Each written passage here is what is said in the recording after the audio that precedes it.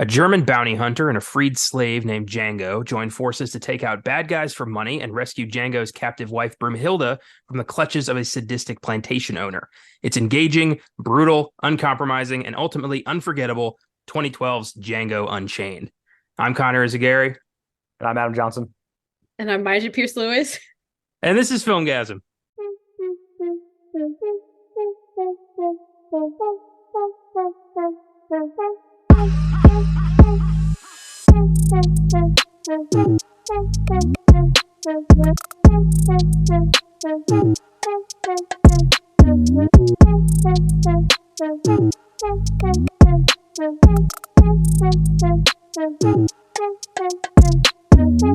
Welcome to the Filmgazm podcast. Our Best of 2010 series continues with my number 2, Quentin Tarantino's revisionist history western, Django Unchained. Another masterpiece from the people's filmmaker that continues to hold up thanks to its original story, memorable characters, and brutal historical accuracy or inaccuracy, depending on who you're talking to, really. What are your guys' history with Django Unchained? Adam, why don't you start us out? Tarantino is the type of guy that you hear that name over and over when you kind of like are growing up and you're just somewhat, into movies. And then as I got older, I got much more into them, kind of get into like kind of older high school, early college age. So this came out 2012, correct? Yes. So this would have been, I was living College Station at the time. I would have gone and seen this for sure, theaters. And so I think Inglourious Basterds was the first Tarantino movie I saw in theaters. And then I kind of had gone back and watched, some other ones too. And then just like was like, okay, I have a season pass. Every time this guy makes a movie, I will be seeing it in theater and try to consume it multiple times and try to figure out what he's trying to say and all the little elements of it. Obviously, this is the kind of, I guess, is the second of the kind of like let's go back and revisionist history little kick that he's been on, which is fun. I mean, this one is a complex one for a bunch of different reasons, but I really like this movie. The first time I saw it, it was kind of Jamie Foxx that jumped out at me and was like, what a cool role for that guy. It's like one of the most talented people like ever, really, when you kind of break it down. And that's the thing that lingered with me again this time. So very much like this movie. This was one that was like kind of in that 10 to 15 range, like just outside my top 10 for this project we're doing. Nice. Yeah, Bastards was my first Tarantino at theaters too. And I'd seen everything else at that point. I was in on this guy, and I was indoctrinated early by my uncle. And never looked back. Say what you want about the guy. He's got an ego the size of a football field, but the work speaks for itself. Mm-hmm. Yeah. Mysia, how about you? Yeah. So I wasn't super familiar with the story of Django actually, and so I remember when it came out, I was not interested. I don't do gore and stuff. Even when I do like psych thriller stuff, the gore is really not my thing. I'm not into that. So I saw how violent it was, and I forget what other movie was out at the time, and I was like, let's go see that. But I was visiting my grandparents, and my grandfather was like, no, we're seeing Django. I was like, I don't fucking see that. Like, that's not, I'm like 13. I don't want to see that. So I sat through this 2-hour long movie, and I was like, what am I watching? Why are we why am I here? At least like you can be here, I could be in the other theater room watching another movie, but it was good. I'm familiar with Tarantino's work. Like Pulp Fiction is one of them. I loved Inglourious Basterds as well, and I know that can be pretty gory too, but it was just great. And I think it just points back to what you were saying, Connor, about like the cinematography of it all and the way that he presents the film. So despite the gore, it's interesting, it's captivating, it's visually stimulating. Like the story is good, like the lines are there, the humor is there. It all kind of like culminates, and it's entertaining. So yeah, Django itself, like the story before this film, not familiar with it, and I got very familiar with it now. Yeah, Django has kind of become like a kind of a go-to Western hero in the 60s. Like if you wanted to make a Western movie, call it Django and throw in some other words and somebody will watch it. And that traces back to Sergio Corbucci's Django 1966, which was the first of the many Django movies. And very much this movie is very much inspired by that. We'll talk a bit about that. But yeah, it is funny that like there's like 100 of these and they're not connected at all. It's just Django. It's a cool name. Great name. This was the last movie I saw in theaters with Caleb before he left for college in 2012. I remember that. we went to the Northwoods Theater and saw this, and we're like, oh, that was great. And then he was gone. Lost my best friend was gone, and I didn't, what do I do now? It was a Christmas release, wasn't it? It was. Okay, yeah, I thought I remembered that. Yeah, so Christmas of 2012. So yeah, late 2012. Yeah, no, yeah, definitely. I don't know if I saw that Northwoods, but I probably would have been back home, like visiting family. So yeah, I probably did see it in San Antonio. I might have seen it at the Draft House. That might have been early. That Stone Oak Draft House. That might be where I saw it. Great theater. Nice. Yeah. Oh, yeah. Connor knows it well. Oh yes, I know that. Yeah, I pulled many a leg muscle in that theater. So my question to y'all, Tarantino is a bit of a divisive figure for multiple reasons. Amazingly, he has yet to acquire a sexual harassment like tag. I was waiting for that. I really was. But the work is very violent, very uber violent, very aggressive, very, some might say racist, some might say sexist. Really depends on your point of view, I guess. I see him as more of a storyteller who just loves to do weird, fucked up shit because he's won Oscars doing this shit. He's like made money, he's won awards, he's been, he's kind of like, I think he feels he's earned the right to pretty much do whatever the fuck he wants. But this question of like violence in media always comes back up in the news whenever one of his films comes out, which makes sense. I mean, his films are way more violent than most others. I mean, in this film, you've got, a guy getting ripped apart by dogs. You've got aggressive blood spatter. It's a red film. So my question to y'all, do you think violence in media, particularly in Quentin Tarantino's world, has any sort of effect on violence in reality? Wow. I mean, it certainly could. I mean, I don't know if I can like point to like a direct like, oh yeah, remember this incident where like this kid cited, Pulp Fiction for like the reason he went on a rampage. I'm not sure I could find that or even if that's ever happened.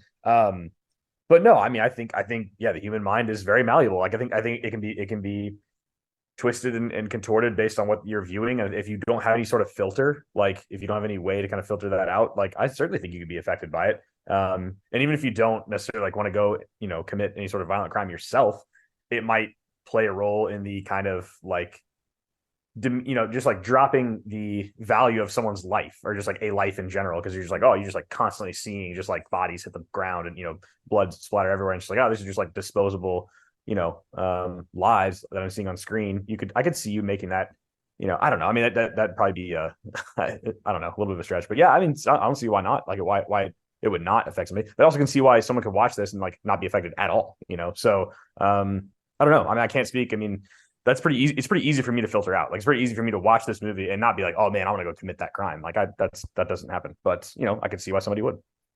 Yeah. Interesting. Mysia, what about you? Yeah, I think it can add to like to one being desensitized to it, especially like there's so much exposure constantly. I mean, I don't think this is necessarily like dependent upon or like restricted to like Tarantino's work explicitly. Cause I mean, before his work and kind of all throughout, like, I mean, look at the news. Yeah. Like, I mean, the news is media entertainment. They get Tony Awards and stuff. So like and the stories that they choose to like report on are usually more violent and graphic in nature and have become more so over the years. So I don't know if like Tarantino's work specifically like would contribute a lot to this, or like if one were to watch like Pulp Fiction or Inglourious Basterds or whatever, or even Django, that someone would be like, yeah, this for sure. I think it's a yes and no thing. I think yes, one could be influenced, especially impressionable people. I mean, we've seen like I don't mean to get all grim here, but if we go back to like Columbine, like those two boys were highly influenced by a lot of like the graphic, violent video games that they were playing. It kind of like fed their imagination to a degree and was kind of the precursor to their fantasies before they actually like did the thing. So I could see in which, if someone is more inclined to those kind of behaviors or fantasies or desires, that maybe like a violent movie or video game or something could like add fuel to the fire. But I don't think it alone. And I feel like statistically as well, like research has been done that did not necessarily correlate violent video games with them actually doing violent stuff. Yeah. So there's no like science, at least a scientific correlation between those two things. So it's a yes and no. I mean, there are people who play violent video games all the time. Call of Duty is really popular. I mean, people watching The Walking Dead, people getting eaten, shot, stabbed, all the stuff, cut up, tore up, eaten alive. So, but I do for sure thinks it adds to people being desensitized to it, and I think that's where you can get into murky waters, because if you're that desensitized when you're watching it or hearing about it, then when things start to happen in real life, are we going to be that far removed from the reality of it as well? I don't know. So okay, I have two follow-up questions. One, why do you think it's Tarantino specifically that keeps getting called out for this? Because like, look at Steven Spielberg, you know, Saving Private Ryan, for example, horrifically violent film. But I don't recall anybody like coming after him for like glorifying violence or anything like that. But Tarantino, because it's like tongue in cheek and he's like smiling about it, like why do you think it's him? Yeah. That's it. Well, I think you just nailed it. Is like the Tarantino stuff is fictional. It's like to tell the story of Saving Private Ryan, you have to kind of show this violence. It's like key to the story to understanding. Whereas like that's not necessarily the case with some of Tarantino's stuff. Like even though he may say it is, like it's like this is still a fictional work, right? Like these stuff he is writing these things. Whereas like I don't know, Saving Private Ryan, that's a good example because it is crazy violent, but like that's Spielberg telling this story of something that actually did happen. So it's like it would be weird if it was not violent, you know. It's like, well, that's not true to real life. So I mean I think it's dumb. I think what you're trying to get to is like it's a double standard. That's not really fair. But I think that's maybe why it's happening is because like, hey, this is just like documenting something that actually did happen. This is something you don't need to have this violence, but yet you do still have it in here. But he's also setting his stories in hyper violent times in world history. Yeah. You know, World War II, slavery in America, the Manson family. Like he's doing like he's, you know, he could avoid this, but he clearly doesn't want to. No. And then my second question. Fuck, what was my second question? Oh, okay. I remembered. Do you think when there is a shooting, like a mass shooting, an incident, somebody attacks somebody, and they do cite influence from art, do you think there is any bit of responsibility that falls on the artist who created that work? Mysia, you want to take that one or you want me to go? If you have a formulated thought, go ahead. Yeah. A little bit. Yeah, I don't think so. Okay. Unless that is the intention of the artist, right? Unless there's like, no, I want to incite violence. Like I want. Well, then you're just an anarchist, psycho. Exactly, yeah. Exactly. Right. So right, there was the did either one of y'all watch Woodstock 99? Oh, I did. Yeah, I watched that. Yeah. Yeah. Awesome documentary, right? So there are artists there that saw craziness happening in the crowd, and instead of kind of putting a halt to it, and Travis Scott recently too, right? He had that kind of crazy concert. Like there was a chance where he could have like, hey, maybe let's chill out. Let me stop this for a second. Let's figure out what's going on here. And then like they fed into it. And made it like, oh man, yeah, burn that stuff. You know, like kind of telling this mass group, which is already kind of in this rage, to kind of go do more. At that point, okay, maybe. But like, hey, I made this movie that's like a story that I wanted to tell, and like now this kid went to, you know, is citing this thing. It's like that. No, I think at that point that has no bearing on the artist. That's what that Eminem song "Stan" is all about, right? That's like half of, you know, what that song is kind of about. Yeah. So no, I do not think so. If it's like a movie type, you know, situation. I'm just playing devil's advocate here. I very much do not believe that either. I think it's 100% personal responsibility. Yeah. You know, but yeah, interesting to talk about. Mysia, what do you think? Yeah, same. I don't think it's necessarily the artist's responsibility. That's a lot to put on their shoulders. Especially considering, like, I mean, there are books, there are like actual factual things in history that have happened that are quite violent. And so those things could possibly be inspiration as well. So I don't think it's the fault of the person writing it or relaying a story or creating artwork or whatever the case.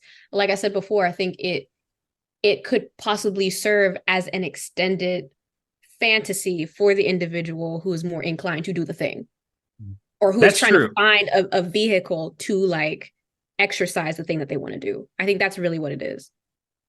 That's a good point. You know, there are people out there who cannot disassociate between fact and reality, or fact and fiction, and they can see this stuff as almost like an invitation, which to me that's a mental health issue. That's not an issue about, you know, violence in media. Like, it's all to me, it's all make believe. I watch a shit ton of, like, you know, viciously horrific horror movies and stuff, and not once have I ever thought like I need to go kill somebody. So I do, yeah. I just don't like when the media like reports, you know, whenever there's an incident, they tend to go after especially violent video games, and that's just not helping. Yeah, you know, I to kind of draw a line like to another thing. So like I'm a big like soccer fan. I watch a lot of like European soccer and stuff like that. And there have been incidents in Russia, in Serbia, in where was another recent one? Croatia. I think there's incidents of like, you know, either racist chants at players or an incident of somebody throwing something on the pitch. You know, like there was this drone incident at this one international game at one point where like it was like who was it? Kosovo, maybe, because like they recently have been able to play as an independent nation, and it's like there's like all these like, you know, topics like, oh, like what's wrong with like the sport? It's like, okay, that's not like the sport's fault, you know, like what's wrong with these like the sports? Like that's a fault of like that group, or like that nation has got an issue with, you know, their attitudes towards race and other cultures and stuff like that. It's like the game of soccer has the issue. You know, it's like that doesn't happen here. Like, so it's like how, you know, I do think that's a little bit like lazy to just be like, oh man, like what's wrong with that? Like, oh, that sport's crazy. All they do is like the fans just chant stuff. It's like, no, the fans not everywhere. It's just the fans there did that, you know? So like, that's what you need to attack, not like the thing in general. So, so I'm sure it's that same kind of feeling of just like, it's like, it's just those violent video games. Okay, it may have been like maybe one violent video game, but it's that individual that made the mistake, not the video game. Yeah. Not everybody who plays Doom shoots up a school. Right. So yeah. Okay. Good talk there. Yeah, I knew this was going to be an interesting jumping off point. It's a heavy subject, and obviously we're not going to come up with any kind of solution here. But you know, well, let me ask you this: is there any part of this movie where, because there's only one to me where it's like, okay, like didn't need all that? Is there any part of there to you guys? Just one? Well, because I think there's, well, yeah, I mean, obviously there's a lot of like really violent, but there's only one where I'm like this just feels like kind of completely over the top. Whereas like the other things, it's like, okay, this actually like matters to the story. Like for this person to get free, this violent act needs to happen. For this event to occur, this act needs to happen. But I think the shootout at the end, when it's like it's almost like framing some of the violence as like this like money shot, you know, of like when he's almost like using bodies to kind of like, you know, as a shield. Django is at the end there, that like major shootout at the at Candyland. That's the one where you're like, and it's just blood splatter everywhere, it's crazy noises, and you're just like, okay, like, yeah. It's like, it certainly feels a little like we're glorifying the violent part here rather than like the story moving forward because of, you know, violence. Yeah. That's fair. Yeah. I see that more as like, if you go so over the top that it's just not realistic anymore, you're no longer seeing this as something real, and you're seeing it as more of a cartoon. It is almost cartoonish. Yeah, it is almost cartoonish. Yeah. He does that a lot. And this movie, especially, you know, dealing with such, like, this was the first movie I ever saw that dealt with slavery in a like realistic way. And but then you've also got, you know, it's hard to juggle over the top bad guys with real life bad guys and use, you know, try to find a balance. I don't know how realistic like a character like Calvin Candy is for like a plantation owner in 1858. I think he's pretty on the nose. But yeah, it's tough because I really like this movie, and I don't want to like just come off like I don't. Well, I like it too. Yeah, I love it. I mean, there are moments where it's like, did we need to blow that guy up that hard? Yeah. Yeah. Or frame it the way he does. You know what I'm saying? It's like Mhm. it's like the violent act can happen, in the background or whatever. We can know like, oh man, like that guy's holding the gun to this guy's head, but we don't necessarily need to see the splatter or the blood. It's like we get it. The guy shot the guy in the head. You know what I mean? Or the torture aspect to it. I think that's what really like draws it out. So at the end, when what's Samuel L. Jackson's character's name? I forget. Steven. But when Steven. with what? Yeah.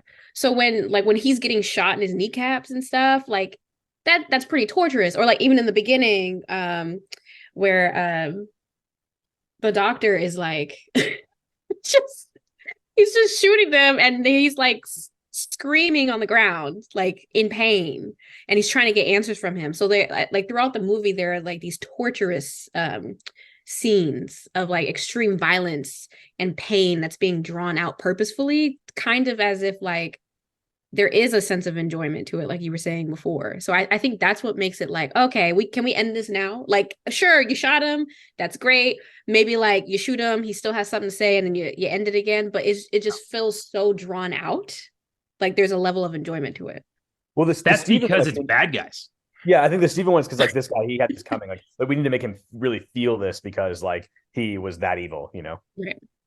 But no, it is. It's like, man, yeah, yeah. Mhm. No, I know exactly what you're saying. Yeah, to me, it's the framing is the thing. It's like, okay, this guy clearly likes this, and it's like that's fine. I mean, I love all Tarantino's movies. I'm not like some like Puritan here. It's just like I don't know. Like I can see that argument. So I can see why people are like, okay, I have a hard time with some of that element of his stuff. Like obviously it's witty banter and like the performances are unbelievable, and he's an actor's director for sure. But yeah, I can see that criticism. Like when people say like, oh, I have a hard time with this movies because of this. I'm not like, oh, you like idiot. It's like, oh, that's fair. Mm. Yeah, it is fair. And Tarantino gets away with it because he does horrific, drawn out, painful shit to bad people. Yeah, exactly. Like he's always done. Like look at Pulp Fiction. I mean, Mm. the guy, the guys who get the gimp is like, the guy is a crime boss monster. So it's like better. Like if that was just like an innocent person, you'd be horrified. But because he's a crime lord, it's like, well, don't go to that neighborhood. Like I don't know. Yeah. That's an interesting. You could write a whole fucking like thesis on that. I'm gonna table that. But that's a cool. All right. Yeah. All right. Cool. All right. Let's dig into the production of Django, where this came from, because all of Tarantino's stories come from an interesting place. He plans shit out decades in advance. Mm. Django Unchained. The seeds for this were laid in 2007. Tarantino started discussing a spaghetti western inspired film set in the Deep South. He said he wanted to, quote, do movies that deal with America's horrible past with slavery and stuff, but do them like spaghetti westerns, not like big issue movies. It's like, oh, okay. I want to do them like they're genre films, but they deal with everything that America has never dealt with because it's ashamed of it, and other countries don't really deal with because they don't feel they have the right to. Interesting. Like, taking a big, idea like doing a movie about slavery and saying like I want to do it in a fun way, not in a serious way. That's a kind of a hard pill to swallow. What do you guys think?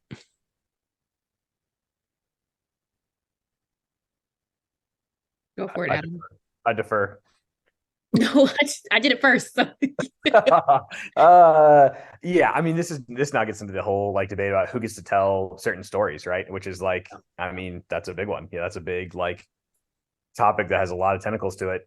I do kind of, yeah, I mean I see what he's saying about the like, other countries don't feel like they can like do this. I think that makes sense. Like, we're kind of like the one, the Deep South slavery like kind of epic that he's telling here. It's like it does kind of make sense for maybe an American voice to tell that story. But I mean, how much do we want to get into the like, who gets to use the N-word stuff, like all this stuff in this movie? I mean, obviously that's a big point of it. And so for that part, I probably want to defer. Yeah. If that's all right.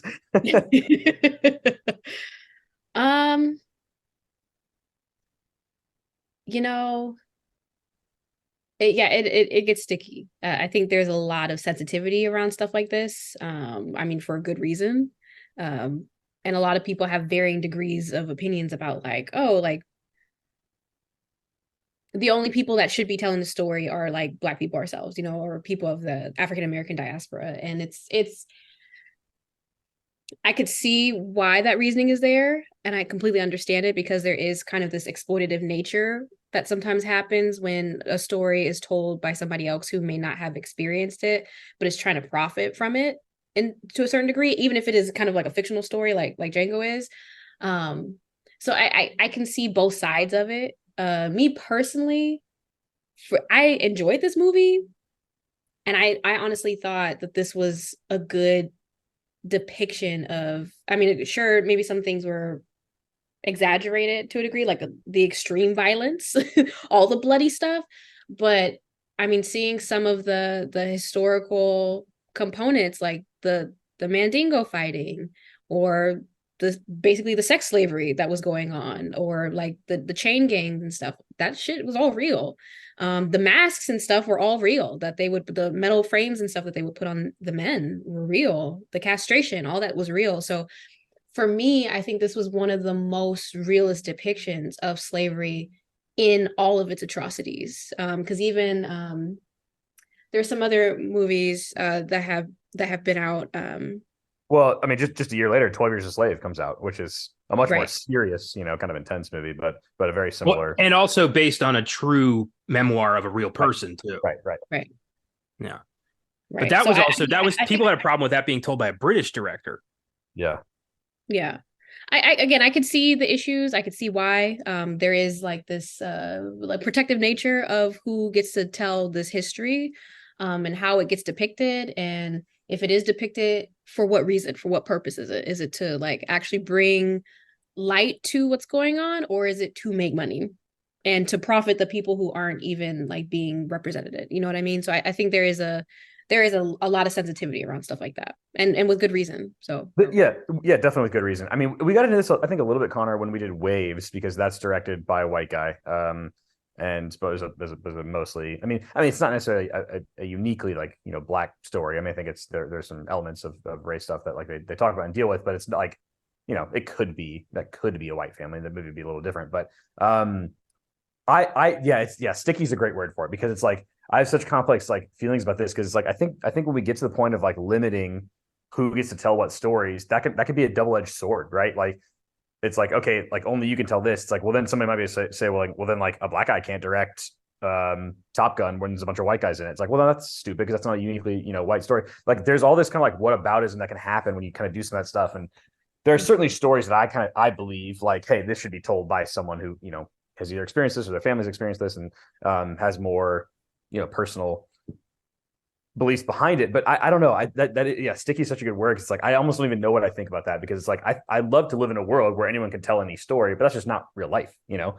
That's just not real life, you know. So and I you don't know. know, and hearing you say that, it makes me think of like I was in a class about American Indian studies, right? It was American Indian studies class, and a lot of Native American stories that are told, like especially by non-native people, the idea is to get permission for the story to be told by said community that you are representing, or trying to like I guess relay whatever piece of it, could be a whole story or just a fragment of it. It is a part of like a cultural respect, and like doctrine within their community, to be like, we own this right to this story, this is like our sovereign thing, and so if you want to like share it, you need to come to the source for permission to do so.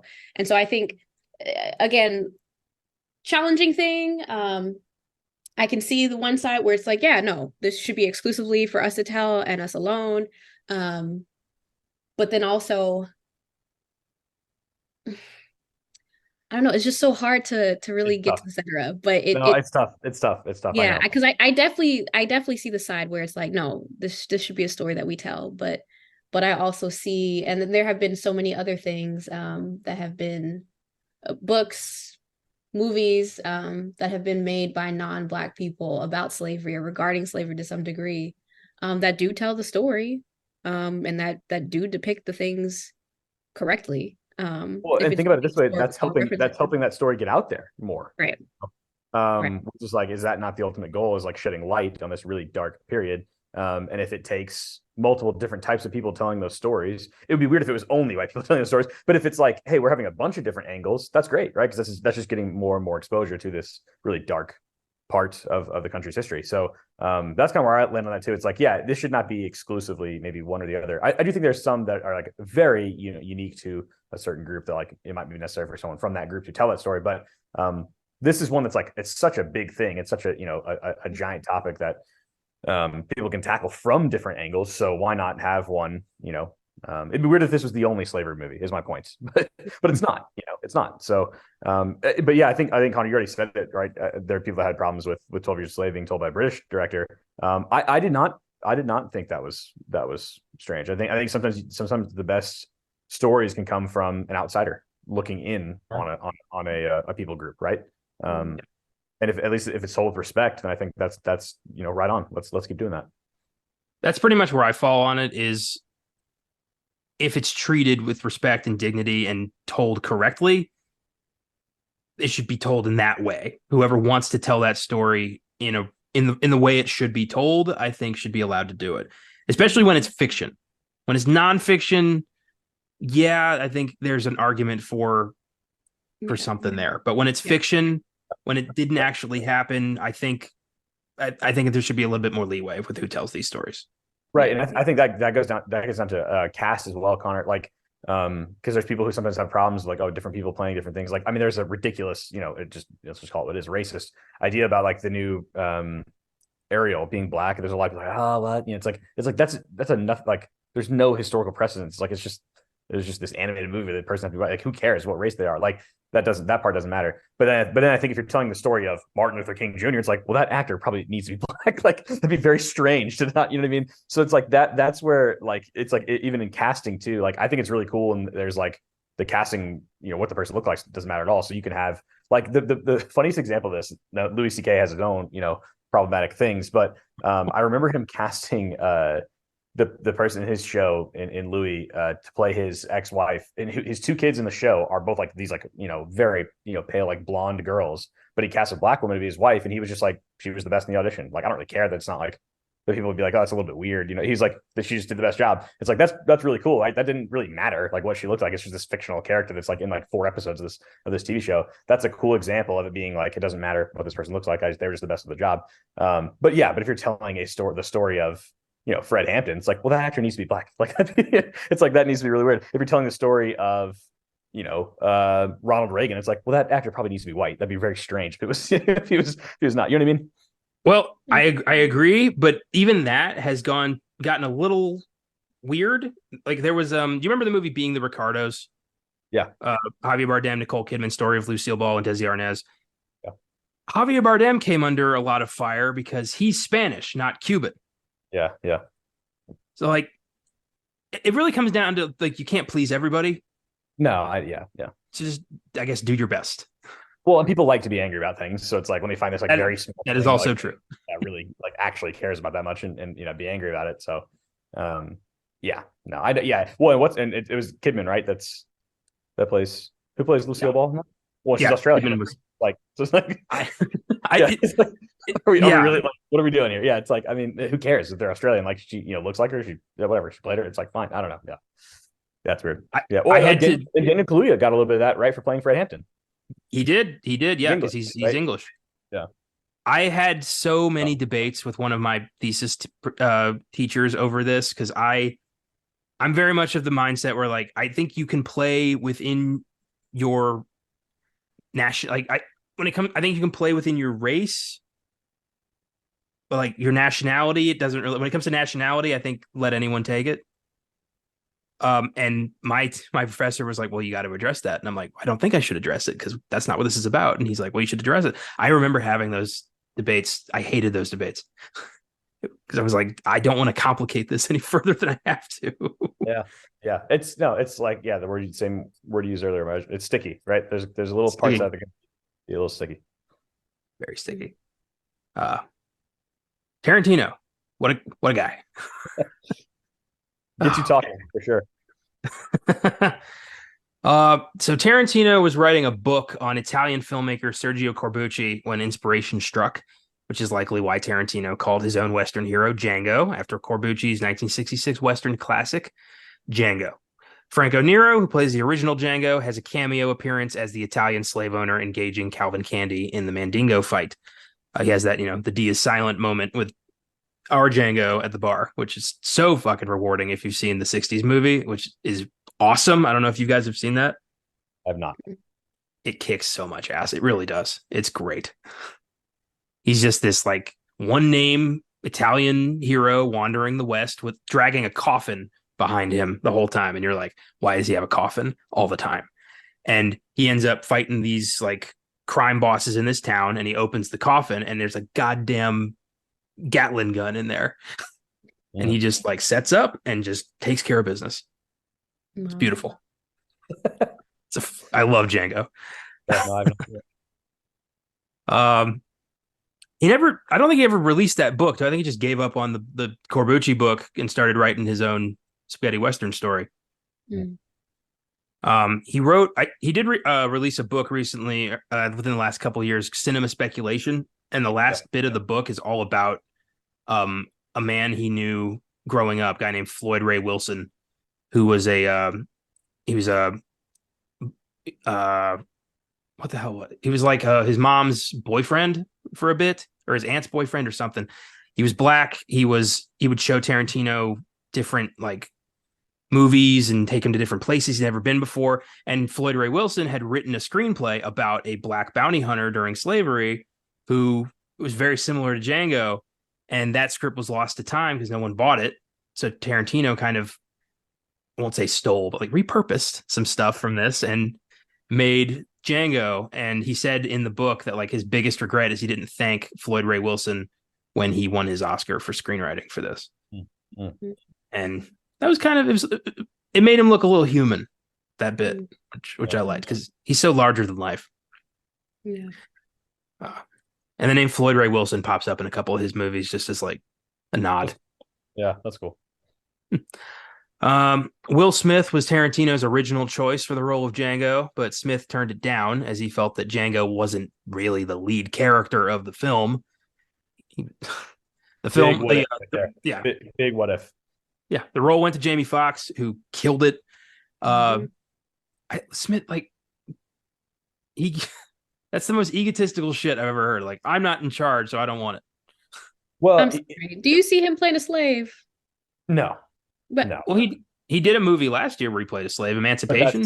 That's years later once he realized the mistake. Fair enough. I think that's it. Go ahead, Michael. What? Sorry, I was just gonna say, especially for the time, he was all like, he's a little egotistical. You know what I mean? So like, he definitely had a complex. Still had I mean, that's why he was able to slap Chris Rock. You know what I mean? So, so I highly doubt. I don't think it would have been as good with him, especially because we know the roles that he comes from. So I think it would be really hard for the audience to detach, like I don't know, a lot of the other movies that he's been in, like Men in Black. It would be really hard to detach that character, or Fresh Prince from him playing like such a hard, heavy duty character, like with that grit. I don't think it would have worked. Well, and he said that. He said it's not just that they're not the main character. It's like, I don't want to ever be this like ambiguous like guy. Like, I always need to be the hero, you know. And ultimately Django is the hero of the story. You know, it's just he goes about it in a different way than like the kind of cookie cutter heroes that Will Smith wanted to play at the time. I mean, Will Smith is the guy who he literally sat down in the 90s and he was like studying, okay, what movies like are the biggest at the box office? Okay, it's alien stuff, it's this, and then he just like played those just like a bunch in a row. It's like he almost like mapped out like this is kind of gamed the system, and it worked for a long time.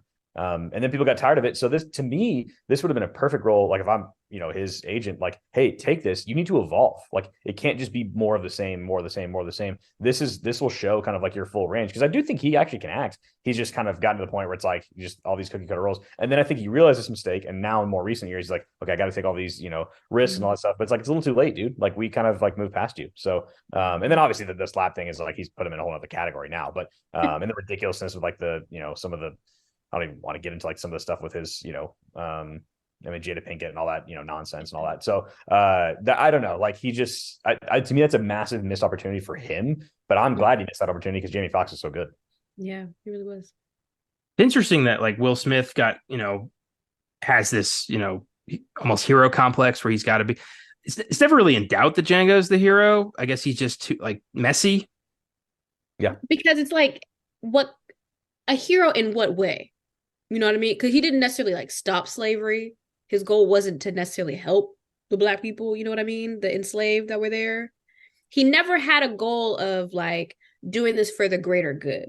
It was a very personal, individualistic mission. To like, I want my wife, and like, oh, I get to kill white people and get paid for it. But like, let's try this. Let's switch up the roles a little bit so I can get paid, compensated for this. Like, get my personal revenge and get my woman. You know what I mean? So it's kind of like it depends on how you use the term hero.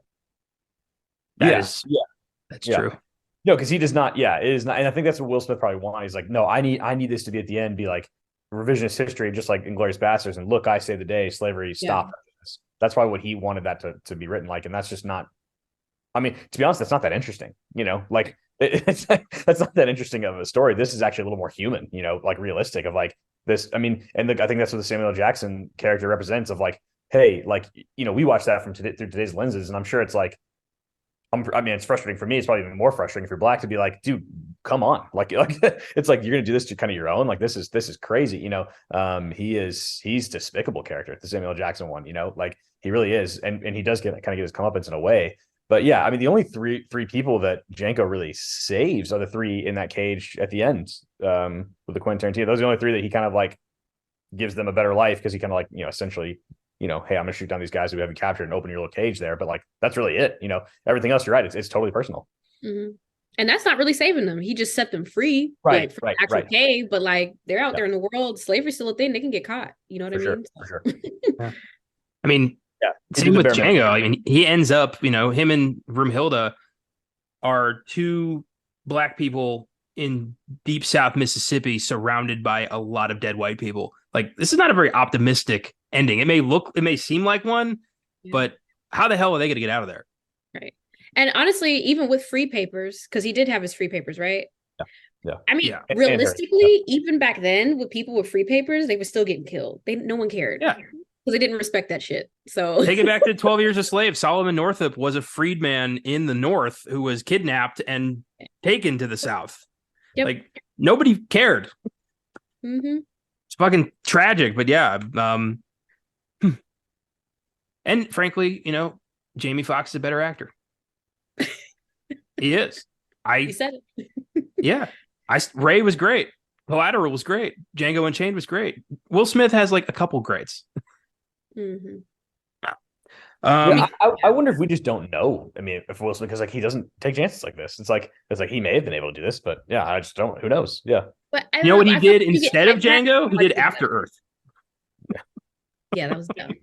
No, I think when you get typecast in the way that Will Smith has been, and especially because he really wanted that to be his persona, not just in film, but even in his personal life. I think like in a documentary of his, I don't know if it was on like his YouTube channel, and he was kind of like, he did like this multi-series documentary of himself. I think he said that in one of the videos, was like, I always grew up wanting to be the good person, wanting to be the person in my regular normal life that people revered and looked up to. And then that translated to his working life and on screen. So like I said, I think it would be really hard to break away from that. Even if he did do a good job, it's so hard not to see goofy ass Will Smith, like Fresh Prince of Bel-Air. You know what I mean? Like it is very hard not to see that. Or Men in Black. It's even oh my God, what's the one that he did with Steve Martin? Oh my God. Why can't I think it? Oh my God. You know what I'm talking about? You know the movie I'm talking about? You know what I'm talking about. I'm sure I do. Oh my God. Hold on. Let me. I wish I could help you out here, but yeah. I'm sorry. Hold on. Let me. So Jamie Foxx just has so much more range. I mean, that's I think the biggest, differentiator between it. It comes down. Bad Boys. That was a movie. Oh yeah, with Martin Lawrence. Yeah, that's what I meant. So like it's like one of those things where this role was too gritty, too real. It needed someone who could be crass, who could be dirty. Yeah. And Jamie did that. It be a little morally ambiguous. You know what I mean? Like that helps too. it needed an actor, and Will Smith is a movie star. Yeah. There you go. There you go. Yeah. Uh, so just a couple more like tidbits. During the scene when DiCaprio's character, who we're gonna get into a lot later, Oh, we um, are. when he's explaining phrenology, DiCaprio cut his left hand upon striking the table, smashes a glass, and his hand is really profusely bleeding there. DiCaprio barely reacted, remained in character. He's seen taking out pieces of broken glass during the scene. After Tarantino said cut, there was a standing ovation by the other actors to praise his commitment and performance in that moment. And then Tarantino decided to keep the sequence in the final cut. Wow. He's got his hand bandaged for the rest of the movie. And contrary to popular belief, Kerry Washington and DiCaprio worked out the scene where he wipes blood on her face. He didn't just do that with real blood. They were like, hey, let's try this because they're actors, not psychos. But yeah, fascinating. That level of commitment to that character, he's just breaking shit and rolling with it. Yeah, I mean, we could probably save the Leo talk, but it's there's plenty of meat on that bone. Yes, indeed. Django Unchained has an IMDb score of 8.5, Rotten Tomatoes score of 87%, audience score of 92%. Critics' consensus reads bold, bloody, and stylistically daring. Django Unchained is another incendiary masterpiece from Quentin Tarantino. I love that. Incendiary masterpiece. It's like this movie, people are going to fucking talk about this. Yeah. Yeah. That's a nice turn of phrase. Yeah.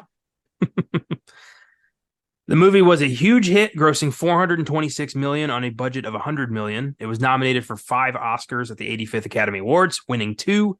Took home Best Supporting Actor for Christoph Waltz and Best Original Screenplay for Tarantino. It was also nominated for Best Sound Editing, Best Cinematography, and Best Picture. Beautiful. Yeah, Christoph came out of nowhere, took home 2 statues, playing the worst human being in history and the best human being in history. I love that. Yeah, I mean, he also has some moral ambiguity there, but I think ultimately is in this world, he is the kindest human being. In this world, he is he's like a unicorn, and he also is the end will justify the means type guy. Yeah. I mean, he is a cold-blooded killer. Like yeah, he just has a conscience. Yeah. All right. Well, with that, let's give Django Unchained some awards. Sounds good. Best line. Who's going first? I'll take it. Yeah, go ahead. So it's like a series of it's like a whole scene basically. it's that entire scene where I think they're talking to Big Daddy, right? And trying to convince him to let's distract him so we can get the other 3. And he's talking to one of the slave girls, the slave women. And he's like, yeah, show Django around. But remember, he's not one of us. And she's like, what do you mean? If he's not a slave and he's not a white person, what do you want me to do? And they're like, yeah, you remember Jerry. Treat him like Jerry. And you have no idea who the fuck Jerry is. You have no idea what problems he got. He could be a paraplegic. You have no idea what is going on with Jerry. And that was just funny, hard to hear, but also funny because you're left wondering who the hell is Jerry? Where does he fall in this category? Yeah, so that was one of my favorite series of lines. I like it. It is weird and consistently dark how humorous Tarantino creates some he turns some really dark situations into hilarious moments of levity. That's a fucking talent. My favorite bit of that exchange is when she asks him so you want me to treat him like white folk, and he immediately is like, no, it's not what I said. Right. Fucking Don Johnson, well done. Yeah, that any exchange where they're just lying through their teeth is so satisfying. They're so good at it. And there's a lot of lying. Mm-hmm. All right, what do you got, Adam? I went with a little exchange at the dinner table with Calvin Candy and a few others. And this is when, yeah, they're talking about, oh, it must have been nice that so the meeting between Schultz and obviously husband and wife being reconnected, and that whole like scene where she faints and all that stuff, which is really cool, like reveal, and like hey little troublemaker, that's a really fun like payoff moment of like they've been striving for this for the majority of the movie, and we finally get that. And then when they're talking about it at the dinner table, Dr. King Schultz says, "Oh, Mr. Candy, you can't imagine what it's like not to hear your mother tongue in 4 years." And then Calvin just responds with, "Well, hell, I can't imagine 2 weeks in Boston." And then Steven laughing out loud, "2 weeks in Boston, Mr. Candy, you a mess." And I love that little scene because like it's all that, like it is kind of a funny line from Candy, but it's also like he's the boss and everyone's like the fake laugh, like we really, oh man, you're really funny. It just shows like the dynamics of every single person in the room really well. And I think it's just like one of those kind of well-written lines that also comes across because the performers, do such a good job with it. And like that dinner scene in general feels like it's like a classic Tarantino where like, like stakes get ratcheted up through just like little moments and little looks. And it reminds me of like the opening scene in Inglourious Bastards with the table and and even the shifting in like the languages and stuff like that too. So that's one I want. I wanted to kind of pick one from that scene, and that's one that stood out to me. Nice. Yeah, it is. Tarantino has gotten so good at just tension hidden in like bouncy dialogue. He's so good at that. And you can always tell, you can just, the way you can feel it. And the way this thing just grows and grows and grows until it gets out of control is fantastic. Mine comes from after Candy has found them out and forced King to pay $12,000 for Broomhilda, and they're filling out the paperwork, and Schultz just has this kind of breakdown in the study, and he starts talking about Alexandre Dumas, and he says, "I wonder what Dumas would make all of this." And Candy says, "Come again?"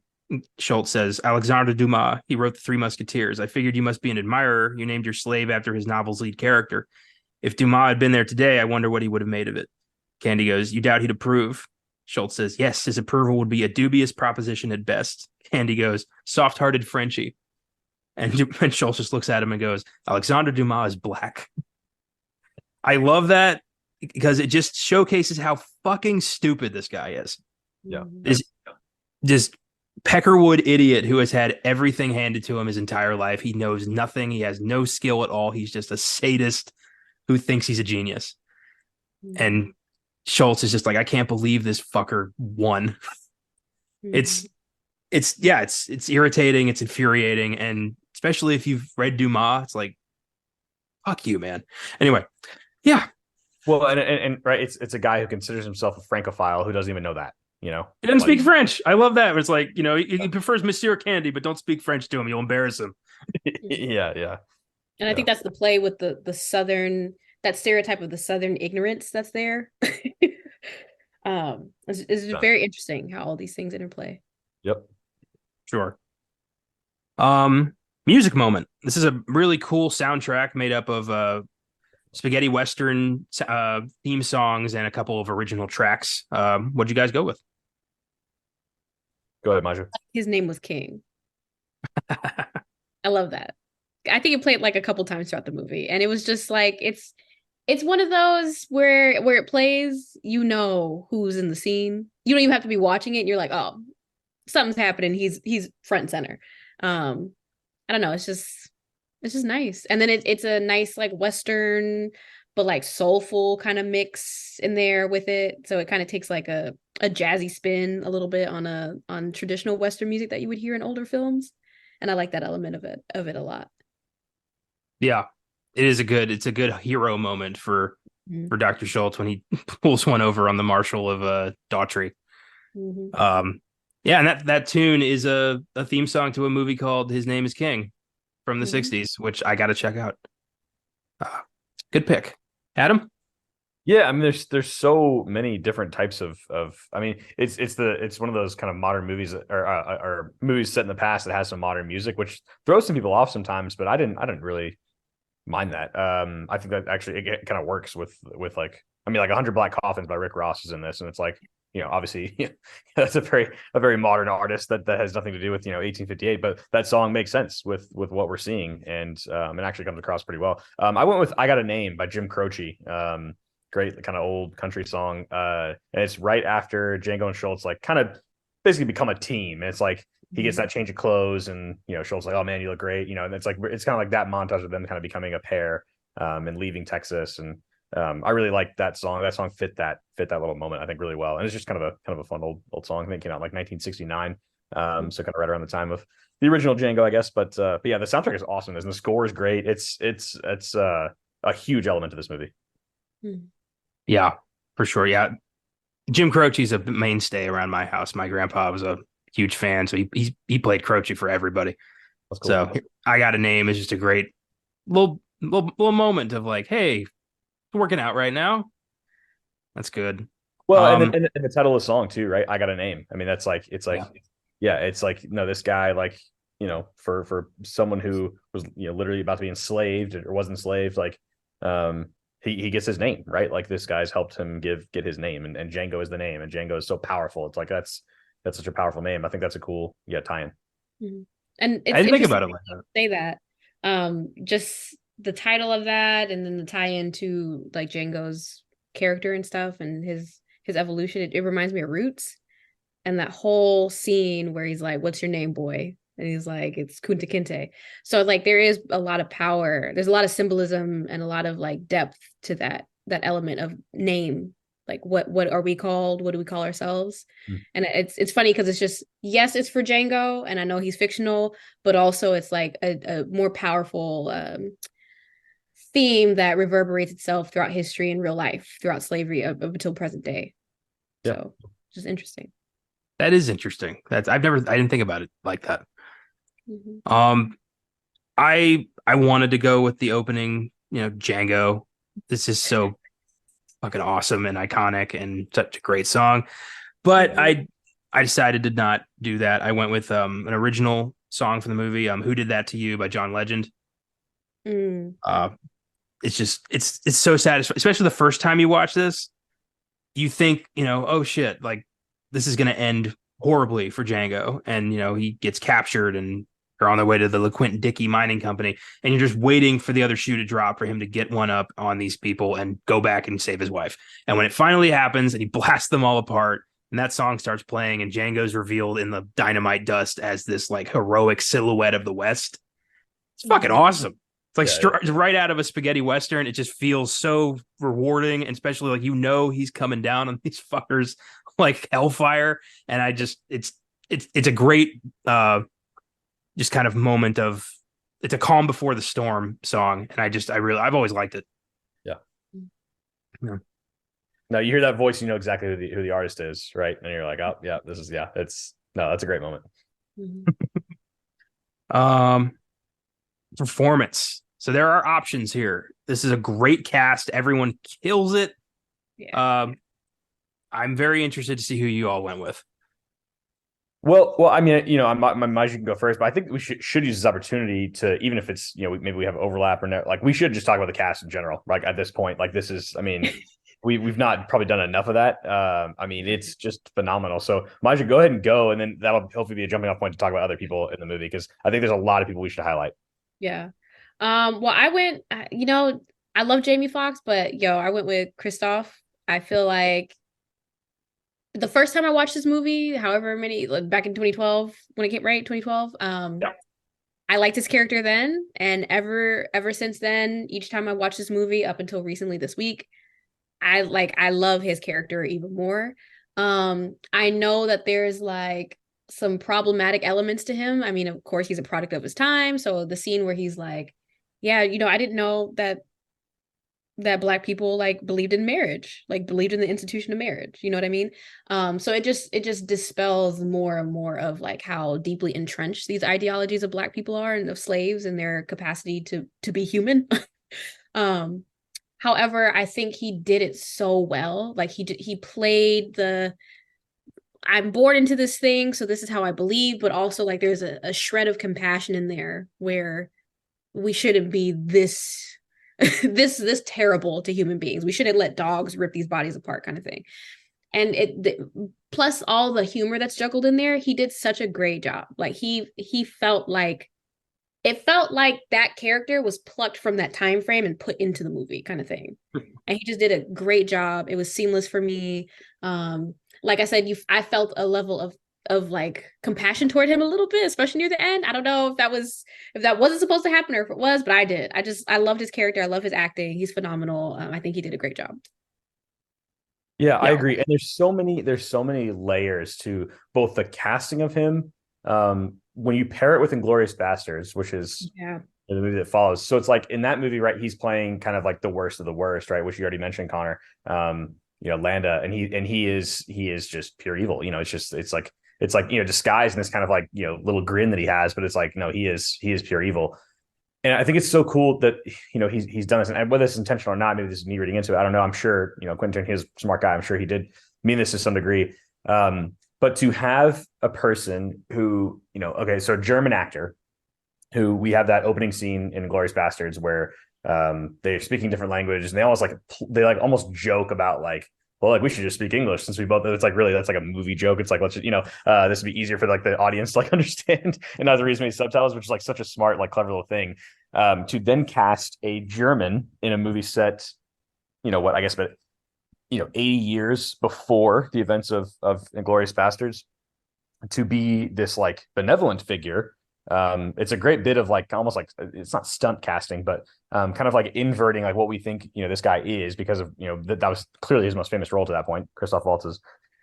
So to do that and to cast a German guy who at that point in time Germany was not on this like path to just like being this absolutely kind of evil power that it became at both World War I and World War II. It was an easier country to live in, and there weren't as many kind of like stereotypes of different types of people.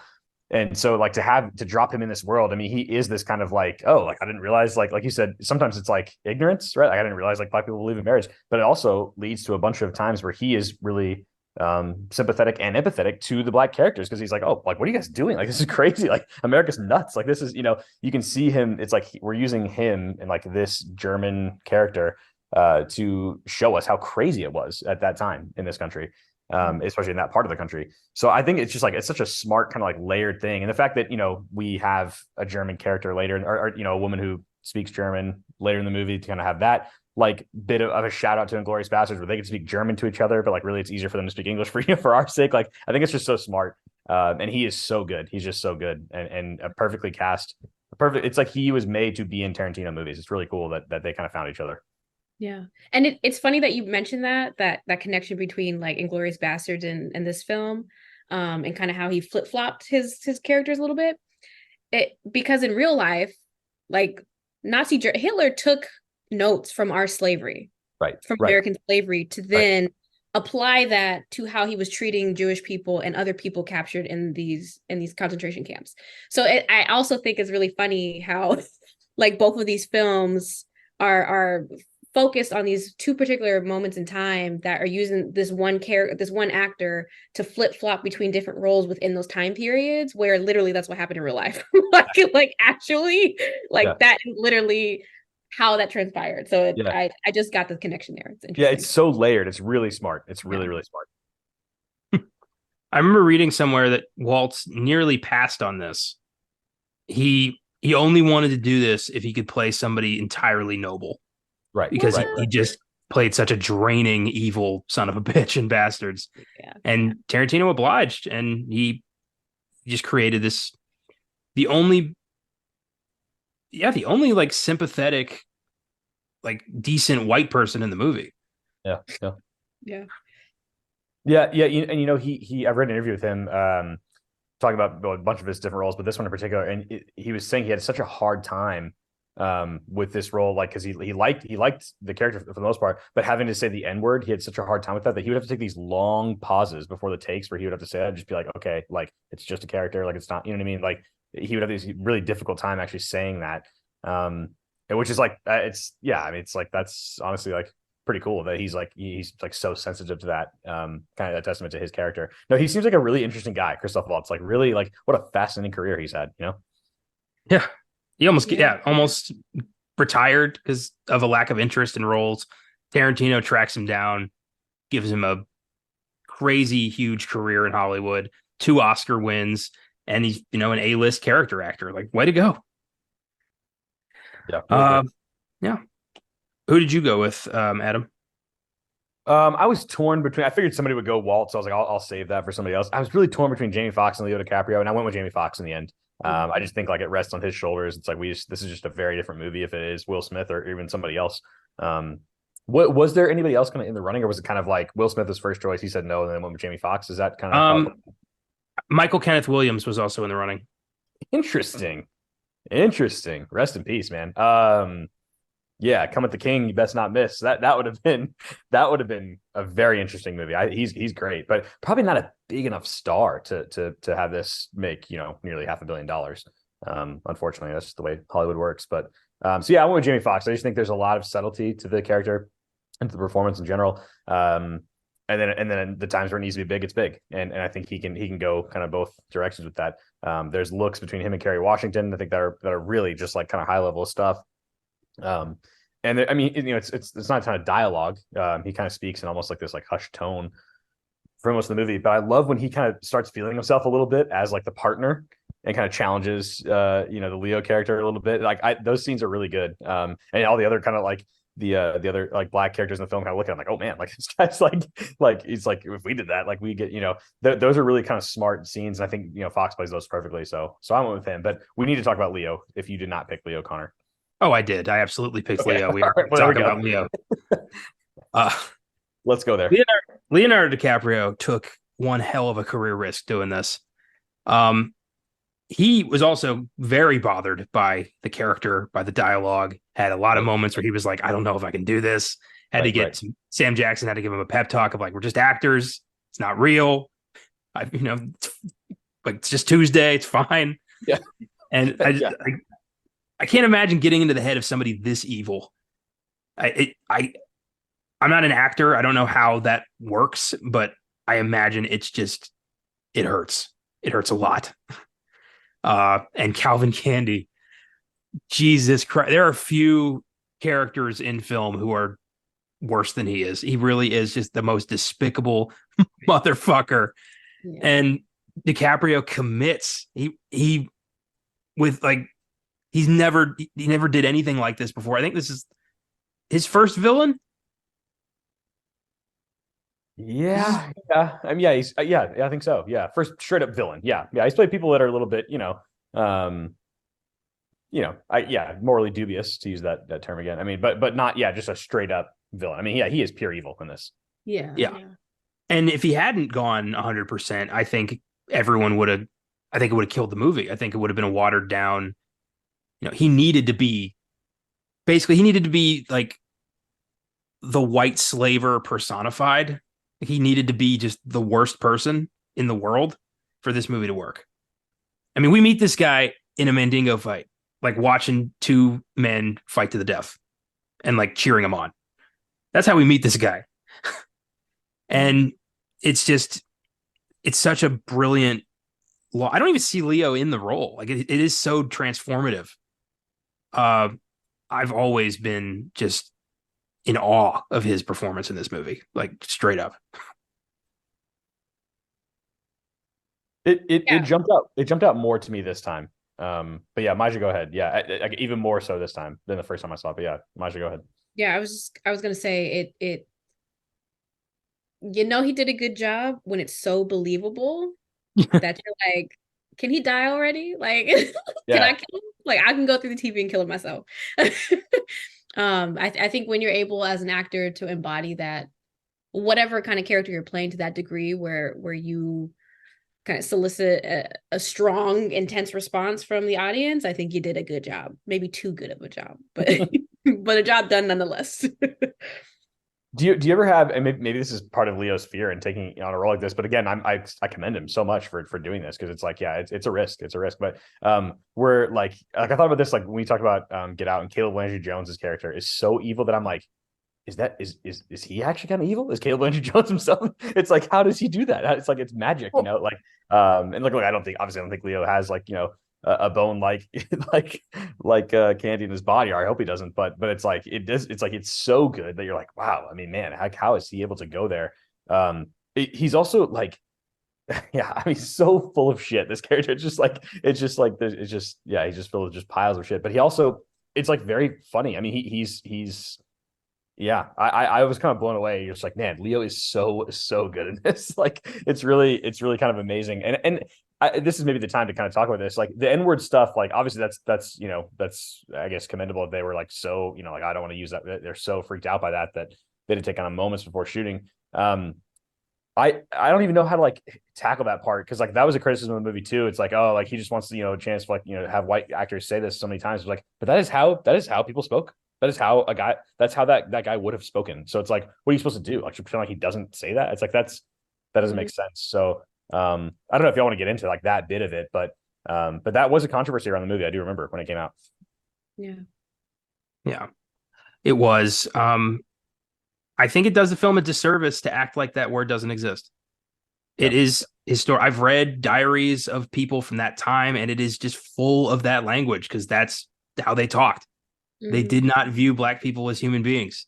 And I mean, even down to the part at the dinner where he brings out the skull and he's doing that pseudoscience eugenics bullshit. You know what I mean? Like, that is actual. Those are some actual things that have been said, and that conclusions that have been made about like the differences between Black people and white people, especially when it comes down like to biology. So I think I can understand why the intensity of the language and maybe some of the other things represented in the film could strike a chord with a lot of people. I completely understand that, but also that's what makes it so much more real. Because this is how it really was. This was like casual conversation. So, and I think maybe to us, we're not so used to it, and especially like watching it in a film where it's like a whole bunch of violence, and it's the slavery stuff, which is still a very sensitive topic in this country. Like, let's keep it real. A lot of people still don't like to talk about it. We don't even like to talk about systemic racism like that, because it's like, it's too touchy for a lot of people to get into for a myriad of reasons. So to culminate that then with the language that we've also have since labeled archaic, but is it really? Because I don't know, the Twitter thing is a whole other level stuff we could get into later. So I can understand where that comes from, but also that's what makes it that much more real. That's what makes it that much more impactful. That's what pisses you off more, and that's how you know it did its job, because it represented what was going on in that time period too well.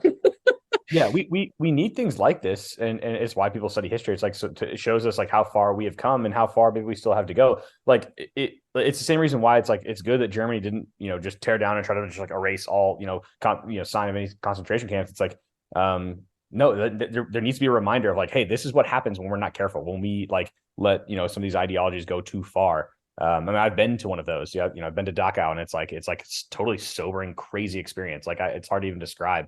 But it's like, I actually commend them for, that still being a part, like showing like, hey, yeah, like this is a really dark part of our history, but it's there, and like it needs to be, acknowledged that we know kind of how far we came.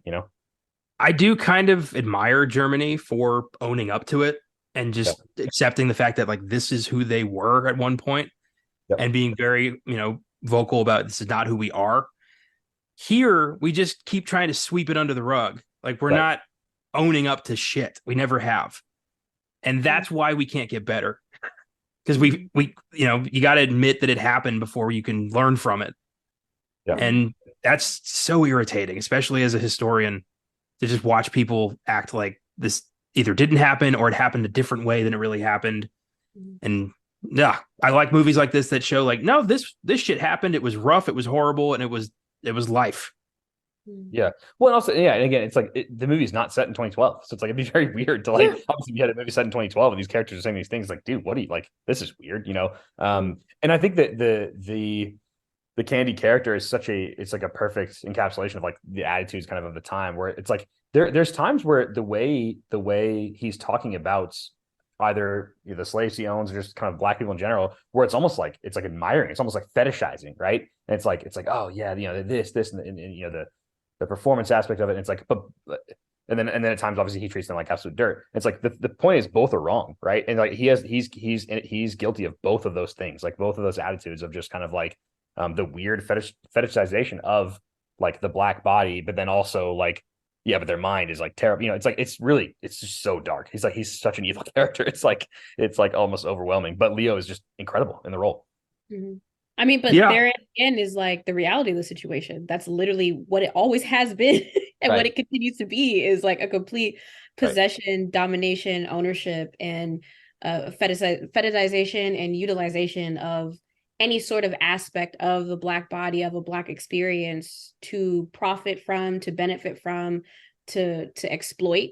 Like that's just what it is. And I think maybe that's why a lot of some aspects of the film, especially the language, may have pushed people the wrong way, because I could see how a lot of people would I don't know, related to like blaxploitation films a lot, especially in the 70s, because a lot of that Black culture and character was utilized to kind of exaggerate certain things and then to make a profit off of it. You know what I mean? So I could see maybe why some people may have kind of been triggered by this in hindsight, because it lends itself to that a little bit. That's very much not an accident. Tarantino, he was influenced, like that's how he learned about Black culture, was through blaxploitation film. So there is a skewed lens with him that comes up a lot. And he, take that with, however you, I don't think he's a racist. I don't. But he does borderline sometimes with the shit he does and says. Yeah. Well, I think therein is the issue, is like that is his entryway into Black people, Black culture, Black history, through like things that were exploitative in nature. And I think that is the underlying heavy problem that remains, is like, okay, we get, yeah, sure, historical accuracy or whatever, but like, where is the line? Mm-hmm. Where is the line? Yeah, he flirts with it for sure. And also, like, you can tell he in a way is, I mean, I almost like hesitate to even draw this comparison, but has some of the Candy mentality into it, where you can tell he's really like, he really likes Black culture. Like you can tell he really is like fascinated by it. And like, it's like, it's Jackie Brown. It's, it's like he is, I think clearly like, like really fascinated by it. Like you talked about that with that essentially an uncle that he had that kind of showed him like all these movies and stuff like that. You can tell he's like an admirer of it, but also like doesn't quite know how to like, and wants to help tell the story and stuff like that. It's like, I think that, those are coming from like a, genuinely good place at times, but it's just sloppy the way it's handled, from time to time. And maybe not as considerate of like he's the type of person that might be helped like with a little bit of a writer's room at times. You know what I mean? I think that's where like shows, people who have shows that are cover topics like this, like maybe the showrunner can be white or whatever, but the writer's room is full of different types of people who are able to say, hey, maybe if you consider this part, have you considered this element of this story? Have you considered this other side of it? But he's doing everything, pretty much on his own. I mean, it's all written and directed by Quentin Tarantino, right? That's like his thing. So that's where I think you can kind of see, it's like, this is just one guy's vision, so he could maybe be aided by, hey, let me consider this experience. Let me consider this person's experience or this person's experience and take that and not put it into the movie. And maybe that'll help make it a little more clean for everybody. But yeah, I don't know. Does that make sense? Like a writer's room might actually help him to a degree. I read somewhere somebody described the writing process in terms of like writing characters, that every character a writer creates was in their head to begin with. Like it's an offshoot of some aspect of their personality, of their psyche, something. So that means on some level, somewhere in his head, Calvin Candy exists. Right. I don't know to what extent, but there is a piece of him who had enough evil to come up with something like that.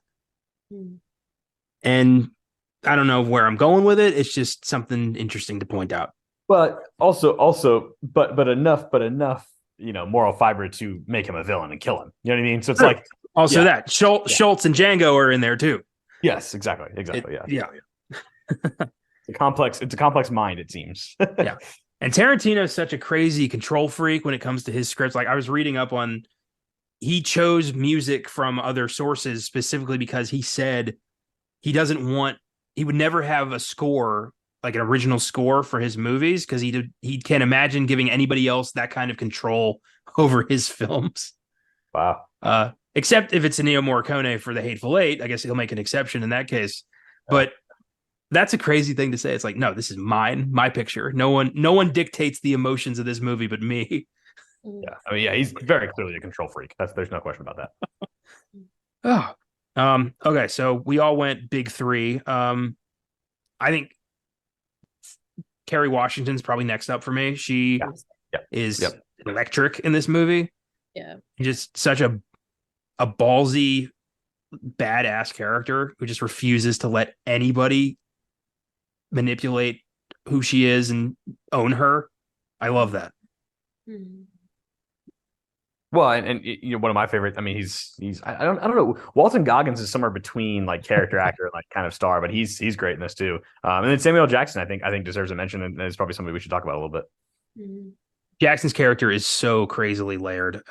He's he's in charge here. Like he controls Calvin. He's figured out a way to rule this place, and that's so fascinating. Especially the moment where he when Django has him, at the end of the movie, he just gives up, throws down the cane and stands up straight. Yeah. Like, fuck. Like, there's Steven. Yeah. Mm-hmm. Yeah, he was fantastic. He's manipulated that world so clearly. He's been there forever and he's learned how to work it.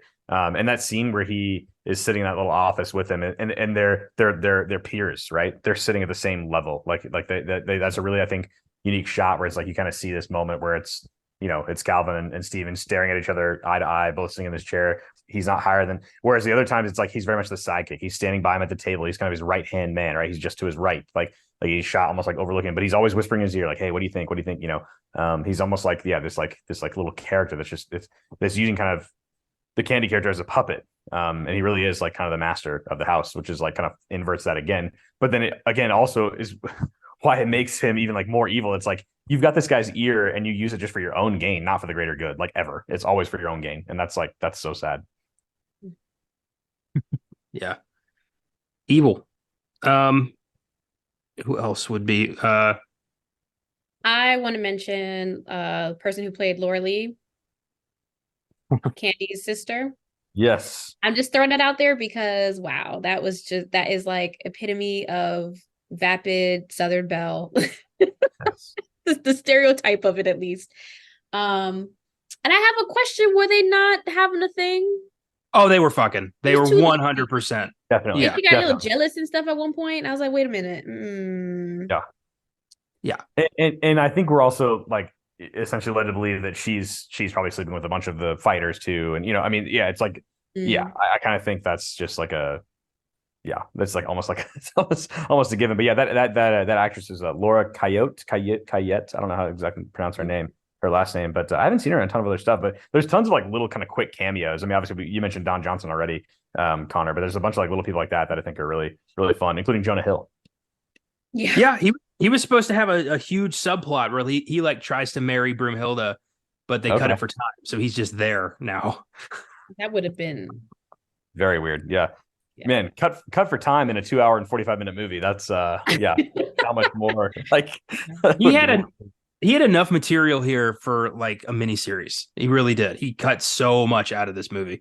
Kevin Costner was supposed to play like another another plantation owner, like a rival to Calvin Candy. That would have been fascinating. Yeah, but he just molded that guy's traits into Walton Goggins' character and just went with that. Okay. But yeah, Walton Goggins is an especially just despicable. Ugh. I love the little bit of Michael Parks and John Jarrett as the LeQuint Dickey mining company. I just watched the Wolf Creek movies for the first time, so I gained a whole new appreciation for John Jarrett. Yeah, I didn't really know who they were. I'd never really seen them and stuff, but Michael Parks is one of Tarantino's mainstays. He's Earl McGraw and Kill Bill. He was in a lot of stuff before he passed. Well, yeah, I guess I'd seen him. I shouldn't realize who that was. Bruce Dern, obviously we get him at one point as Old Man Carrican. The Jonah Hill we already mentioned. Zoe Bell is in it very briefly. She's like one of the trackers. She just has that like mask or that kind of bandana over her face for most of the movie. Amber Tamblyn plays the daughter of son of a gunfighter. So there's lots of like little people that you kind of shout out that have done a bunch of other stuff since then and a bunch of stuff before then. Yeah, I love that. I love that he's always done that. He was always given good roles to actors who might not have worked in a while or might not be getting, I mean, look at what he did for Robert Forster and Jackie Brown. Yeah. Old school 70s actor, hadn't worked in years, but Tarantino remembered Alligator. So he's like, I want Robert Forster in my movie. Yeah. No, really, it's really that. cool. And I imagine that call is like pretty easy to make. It's like, hey, you want to come hang out for like, in Jackson Hole for, a couple days and shoot a couple scenes. It's like, yeah, sure. For Quentin, sure, I'll do it, So it's like, yeah, Jamie Foxx is gonna be there, Leo's gonna be there. All right, sounds good. I'm in. So yeah, no, it's really well cast. Definitely. All right, scene. What's the best scene of this film? I like the raid scene. That's one of my favorite. I think like that entire scene. Well, I don't know if it's like the best of every scene there. There are a lot of great ones, but I think it was definitely towing the line of like comedy. It was comedic relief, but also like this shit would really happen in real life. But like let's turn it on its head and make it seem like these people are really stupid. And watch them butcher something that could have been so simple over a stupid, like jacked up mass job was done. And so and I remember when the commercials were playing for this movie, and I remember this being a scene in that commercial, and I was like, oh, damn, it's gonna be funny. Yeah. I just put the KKK scene. It's like the whole thing, the whole just like, yeah, the Jonah Hill bit, them like, yeah, the mask, the one guy just like leaving because he's so pissed off at everybody else, like for giving him a hard time. It's like all that is like a bit of levity when we kind of needed it. And they're just a bunch of bumbling idiots. It's like, that's just a perfect, like, yeah, perfect little scene and perfect send up of like the KKK and just like how stupid that whole thing is. Nobody brought an extra bag. Yeah. That's my favorite part. I love the one guy pulling it down so he can spit out of the eye hole. So good. Yeah. Or like the guy who was like, well, how about we just use it for next time? We do the bags right and we go full regalia. Yeah. We shouldn't be laughing at that, but it's hilarious because it's just like these guys are literally about to go murder two people. But they're like, we can't see. Like, we got to get these bags right. It's so fucking weird. Well, that's why it's like okay to laugh at because we're like they're being made to look like fools. It's like it's not like I'm not like laughing like oh haha the KKK is so funny yeah cool. It's like no look at these morons like they just like they're so clueless in life and they're so clueless at this little task. It's like they can't even do this right. That's why it's so funny to me. And then they're so filled with this like I don't know, blind hate. Like this is just a generational passing down of just like hatred toward a group of people or anyone that sides with them. That it is laughable because like, do you even know why? Like, is there a reason on your own behalf of why you feel this way to do all these things, to make these plans, to entice fear and terror into other people? And so I like how it's turned into a comedic thing because it's like, yeah, what are you even here for? Yeah. Like, what is the point of all this? This is nonsense. Yeah. And then you fuck it up in the process. Like, yeah. Can't even do it. Mm-hmm. Yeah. I love I love the little touch of Schultz whistling the Django theme song when he's planting the dynamite in the big tooth. Good stuff. I did not pick the Klan scene. My favorite moment of this film is when Schultz just finally has enough and shoots Candy in the heart. It's so satisfying. And just that whole bit of like he's finally calls him Mr. Candy. It's like the pleasantries are completely gone. And just has that, to you I say goodbye, and he's almost out the door, but Candy has to have the last word. Just that whole handshake scene, and then just the look on Calvin's face when the bullet goes through. He's just like, didn't see that coming. He's just like, he's not. It's like surprise and fear. Like, oh my god, I'm supposed to live forever. This isn't supposed to happen to me. It's I love it. And then all hell breaks loose. But that one moment is just so good. You know he's gonna do it. He's got the Derringer up his sleeve. You just Well, and Yeah. they've foreshadowed it obviously earlier by having him, have it, show that before. So it's like, we know it's a possibility. And then he actually does it. And he's just like, you can tell, it's like he takes this deep breath and he's like, okay, this is probably gonna end in my death, but like, this guy can't live another minute. Like, I can't, it doesn't, like, for just the good of the world, I gotta kill this guy. He's driving me absolutely crazy. And so, yeah, it's so funny, this smirk on his face when he's like, I'm not only gonna get my way in terms of like, I'm gonna keep my fighter, I'm gonna get my $12,000. All I lose is this woman who I didn't really care about anyway. And I'm gonna get my handshake, which I wanted. It's like, no, actually, you're just gonna die, is what's gonna happen. So, yeah, I love that. I love that scene too. And yeah, and there's the buildup of him, kind of, getting on him about the book and the Alexander Dumas being black and all that stuff. So it's like that. It leads perfectly into that, and then obviously creates some chaos afterwards. But it's a really good scene. And it's funny that you mentioned that, because it's very small, but it's where Django's just fucking everybody up. And he's like, yeah, say goodbye to his sister. And he shoots her and she just like takes off. Like, it Like looks flies. like a Mario Party, like Daisy is just getting knocked off of a mushroom.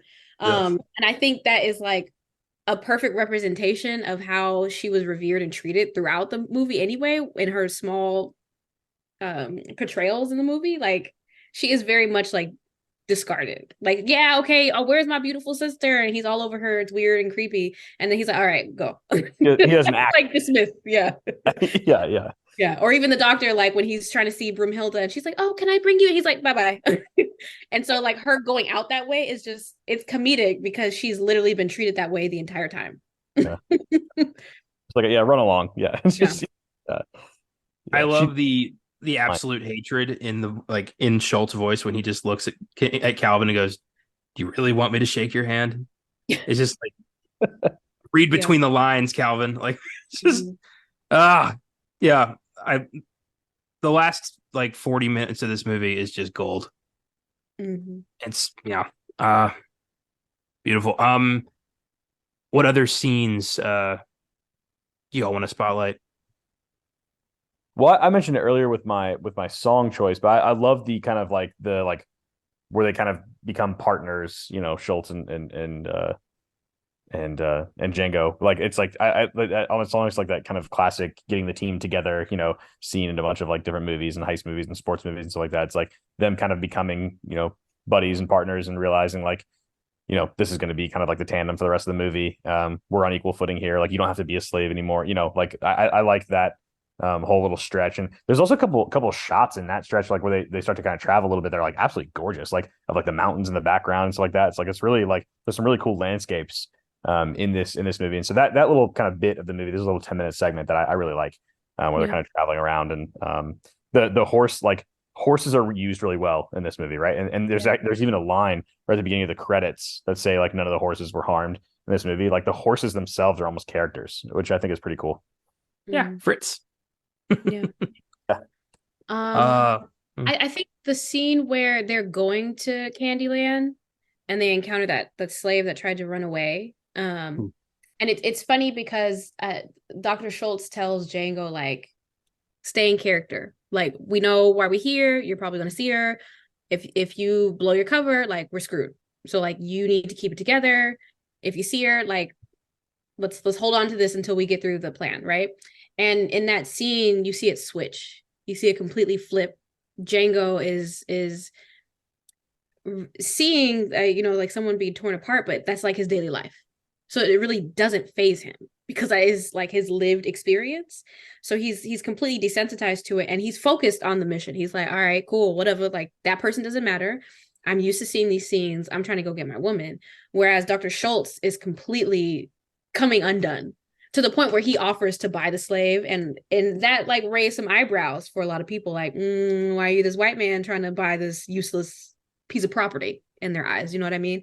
So Django had to then course correct to save the day in that instance. So it's just real. I just enjoyed the way, not the scene, but I enjoyed the way that you see the flip of consciousness with these characters in that moment, despite that previous conversation being had. So I think it just perfectly frames like these characters, who they are, what they're doing, what they're all about. So that stood out to me. And how they've become a team, right? They're able to bounce back and forth, and like, yeah, it's like, hey, I'll cover you sometimes, you'll cover me sometimes. Like, yeah, they actually are a very good team together.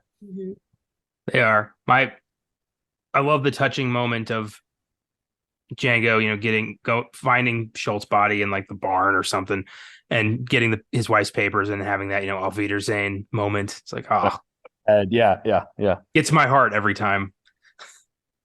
The only person who ever showed him some goddamn humanity. Back. Yeah. I think there's this, there's D'Artagnan getting torn apart by the dogs, but I think just as vicious and horrifying is the Mandingo fight. Yeah. I can't. I mean, good God. Just Just the sounds. Oh man, just Yeah. the crunches. Even the first time I saw it in theaters, and every other time since, I can't. I literally have to leave the room. I can't. It's brutal. Yeah. And just, Candy and Franco Nero just like, cheering their guy on, like, oh, like they're ripping each other apart. It's so fucking monstrous. Yeah. And then it's like, yeah, you deserve that beer. You earned it. You enjoy that. Like, Jesus Christ. But also just a great way to establish Calvin Candy as a despicable son of a bitch. Yep. That's true. All right. Damn. Well, obviously, Letterboxd has a lot to say about this movie on our final segment, What's in the Box? What's in the fucking box? Give me the gun. 4.2 out of 5. Fantastic. Good. Yeah. 5 out of 5 for me. Easy. Mm-hmm. I have 4 reviews here. No, scratch that. I have 5 reviews here. Some negative, some positive, and one I'm going to end with that had me laughing so goddamn hard, and you will know why immediately. This first one's from Jay. The story of Broomhilda that Christoph Waltz tells to Django is literally Shrek. 5 stars. The story of the princess in the dragon-guarded castle who's waiting for a knight in shining armor to save her. Apparently, yeah, it's Shrek. And now this ruined for me now.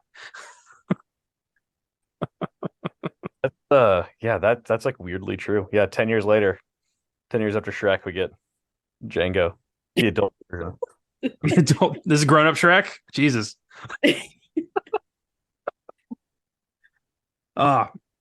Okay. This next one is from Sarah, who hated this movie. We need a firewall between Tarantino and any serious subject matter. He's so out of his depth, both here and with Inglourious Basterds. Scrutiny of any intended message leads inevitably to a place where the tagline of either movie could be in defense of insert horrific thing while offering nothing useful. I would not be surprised is IB's is literally the framework for how, I don't know what the hell she's talking about, Tarantino rationalized making movies for Weinstein. The dialogue is painful, slow motion is overused, and the camera angles and motions are consistently weird and confusing. Waltz is still bad, and DiCaprio is, as in literally everything he has done, horrible. It's like he prepared by watching a Foghorn Leghorn cartoon, or Charlie Day pretending to be a Texas oil man in It's Always Sunny, without realizing that was meant to be unconvincing.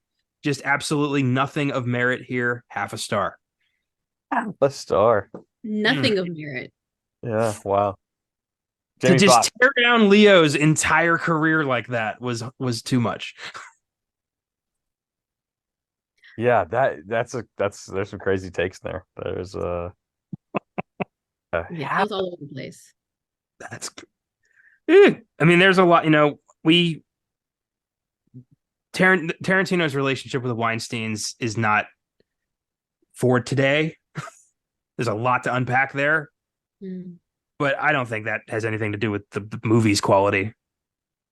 No, not at all. But I was like, yeah, when it comes across when you first put the movie on, it's like the Weinstein Company, and I was like, oh yeah, yikes.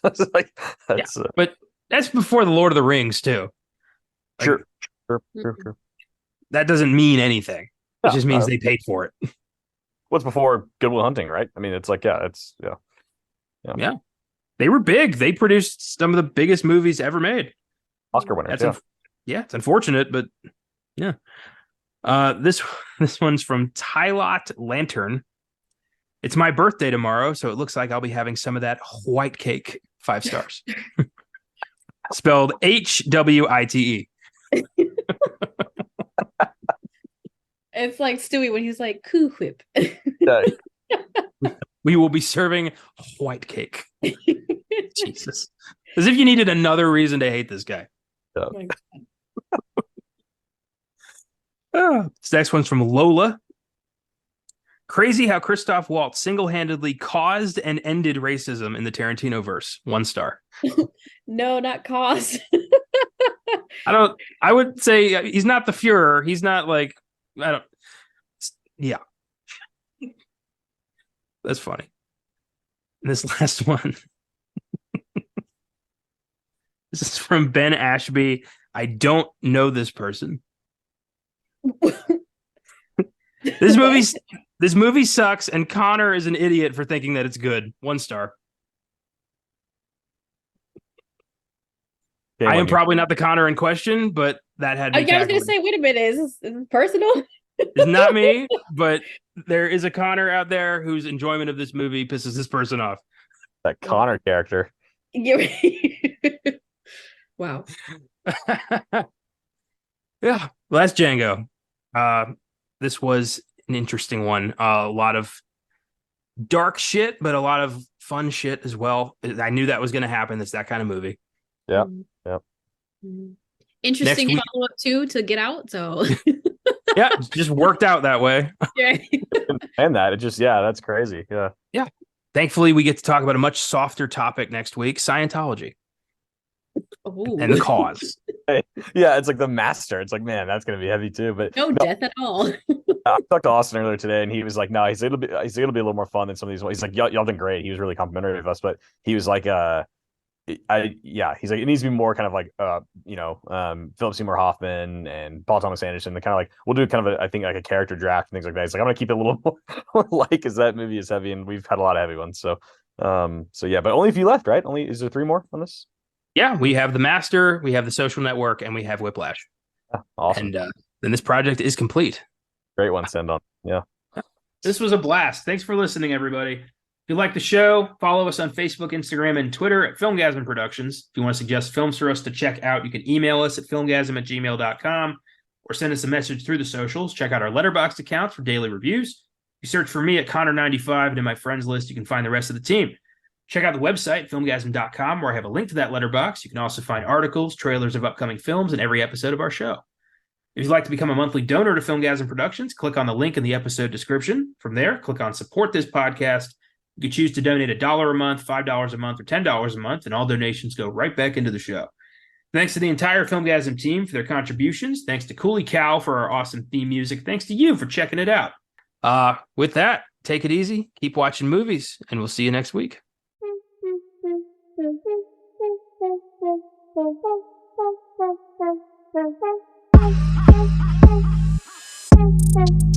Thank you.